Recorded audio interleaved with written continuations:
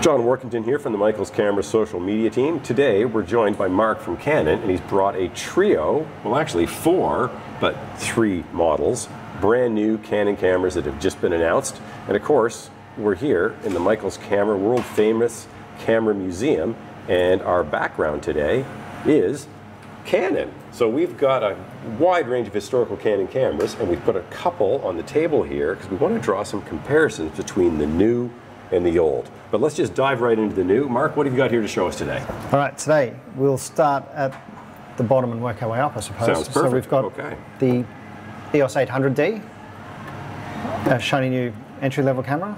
Then we jump up to the 77D, and then we go across to our new mirrorless cameras, the M6.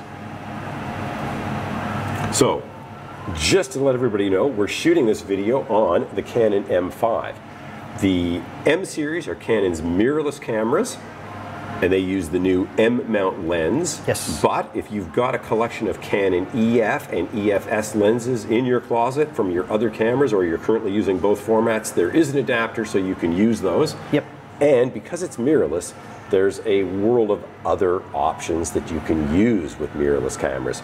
Basically, any lens made can be modified, well, not even modified, can be adapted with, in general, you know, dumb adapters. They're just rings so that you can use all sorts of historical lenses on a mirrorless camera. And because a mirrorless camera, pop a lens off here, Mark, the sensor is very close to the mount on a mirrorless camera, and that's what enables you to use all sorts of interesting historical lenses on these things. So Canon comes to the party with a great new mirrorless camera. It's the M6. It's got a 24 megapixel sensor, great low light sensitivity, high burst rate. What's our burst rate on this unit? Well, I think it's 6 or 6 frames a second, I believe. Yeah, something like that. Very good in low light. It's got an amazing dual pixel focusing system for video, so it'll track video. Yes. It doesn't hunt. That's correct. The big difference between the M6 and the M5 is there's no viewfinder. Well, no viewfinder built in. So we've come out with a new viewfinder as well. So the M6 is a little bit more compact than the M5, a little bit lower price. And what you're basically giving up is the electronic viewfinder, but so many people are used to shooting on their telephones and all the compact cameras for the last decade or more. They're used to the rear display, and by getting rid of the electronic viewfinder, the built-in one, there is an optional viewfinder, we've got it here. It's mounted on the silver one. This enables the rear display on the M6 to flip up for selfie mode or vlogging mode. This is for your vloggers, essentially. Exactly. So you can put this camera on a tripod, whereas on the M5, the display flipped down, and thus you couldn't use the display aimed at yourself while using a tripod. So this is where this is really advantageous. So for the people who want to make YouTube videos with a minimum crew, i.e. a crew of none, you can flip up the screen and you can see what you're doing while you're using it. And of course, I've used the M10 to do the exact same thing, which is another in the M series.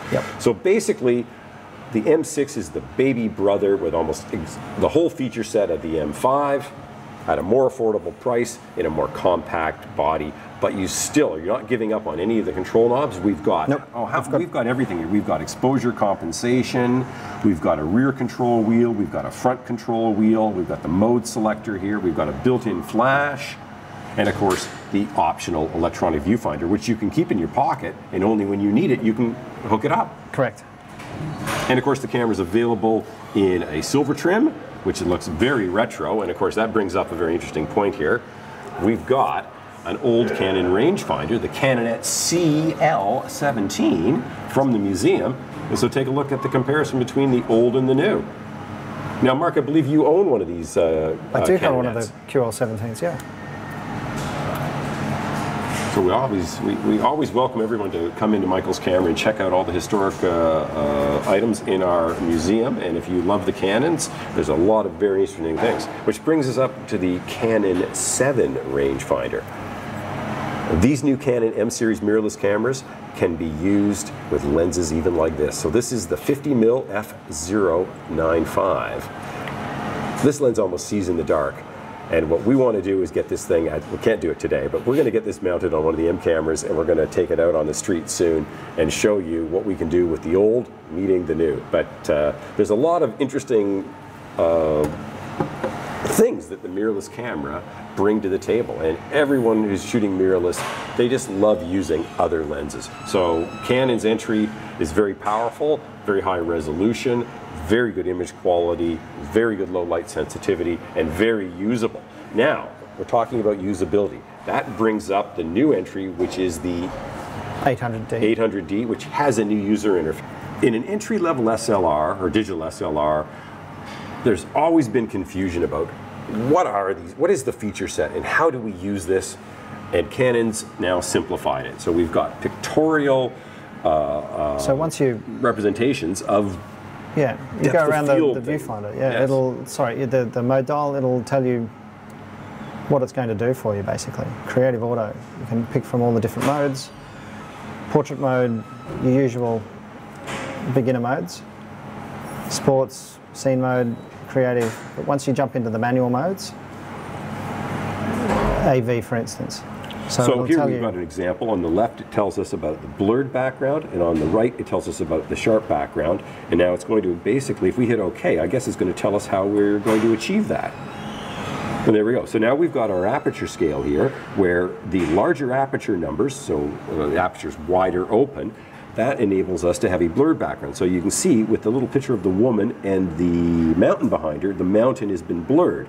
But as we stop down to the larger aperture numbers, or smaller apertures, again, this is why it's always been confusing for everybody. Yeah. It shows that the background is going to be sharper. So hopefully this is going to open up a lot of creative avenues for novice shooters. For beginners, it's perfect. To dive into the more complex functions. And these are the reasons why we wanted to use an SLR all along. Yeah. Because we have these advanced features. Well, you can open up that creativity with people who find it easier to grasp those concepts of aperture and shutter speeds, pictorially. If they can see it on the back, then they can see a picture, okay, sharp at this end, blurry at this end, then if that works, great. This is a huge problem for all novice shooters, is how do they get a grasp of the principles of photography, which are quite complex. So with Canon's new user interface, we think it's going to be much simpler for them to dive into it and to explore their creativity. So we really want you to see this in person and get a hands-on view with it. When are we expecting these cameras to show up in the stores? Late March, early April. Okay, so we're looking at probably about 6 weeks away. 6 weeks-ish. Okay, well that's good. Obviously we can pre-order the cameras on our website right now, and pricing soon. Pricing soon. Yeah.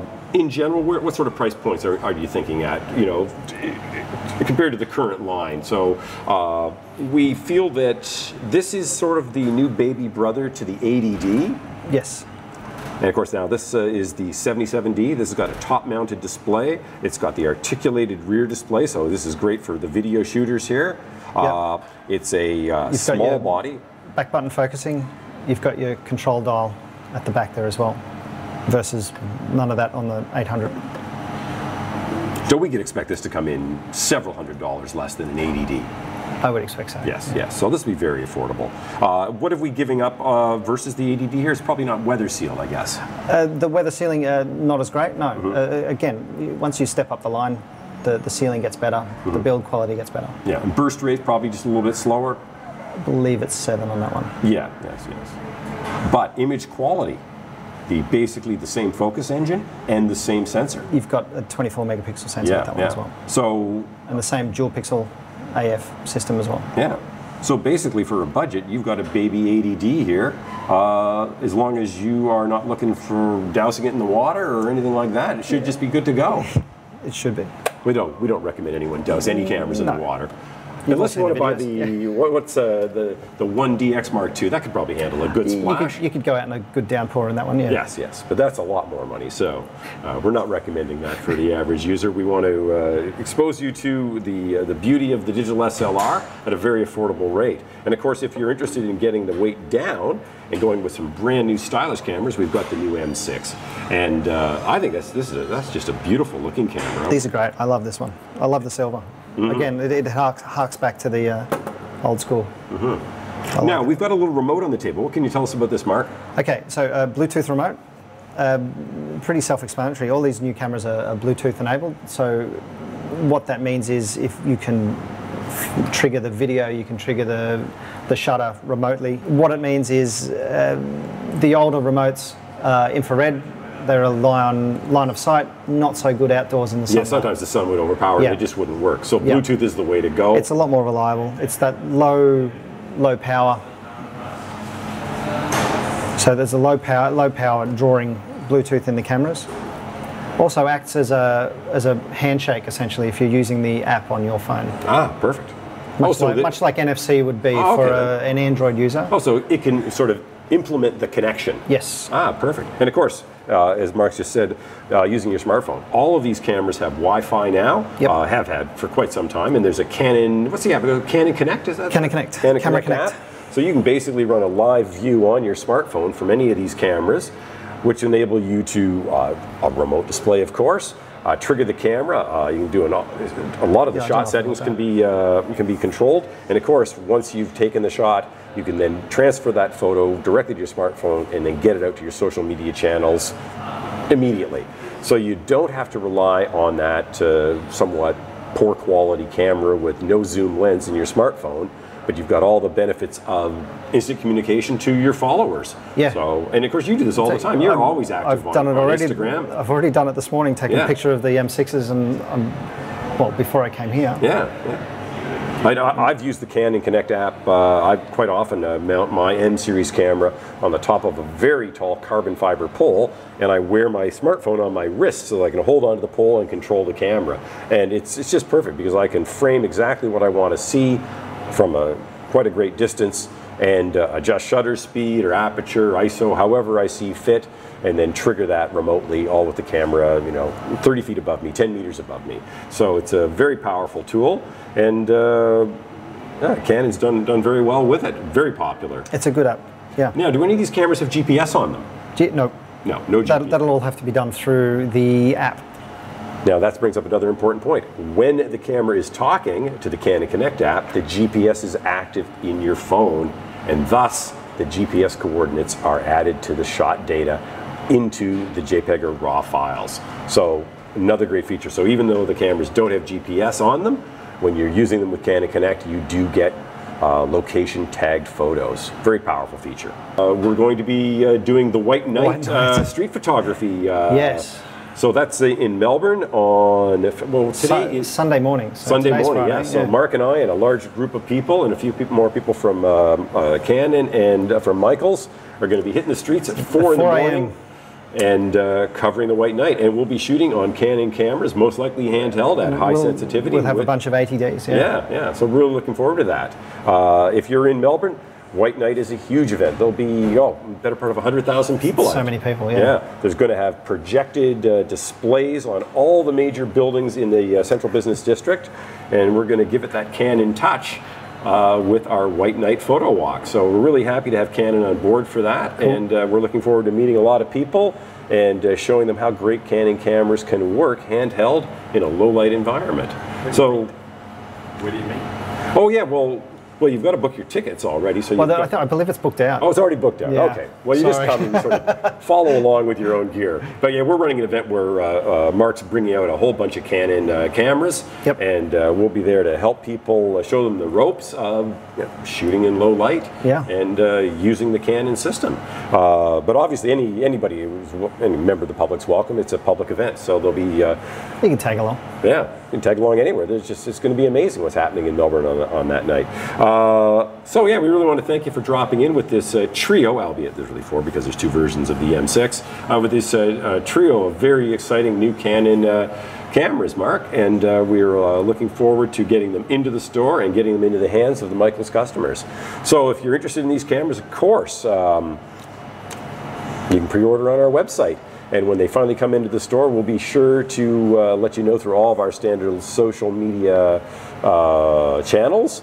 And we'll be having the photo show coming up in the middle of March, and there's a very good chance we might have a couple of demo units in hand by that time. I hope so. Yeah, so again, big thanks to Mark for bringing this collection of cameras to us. My pleasure. As always, we love to get the message out about exciting new products at Michaels Camera. And when you're in Melbourne, come and see us. And always come up to the first level, the upper level, and check out the world famous Camera Museum. Thank you so much, and we'll see you next time.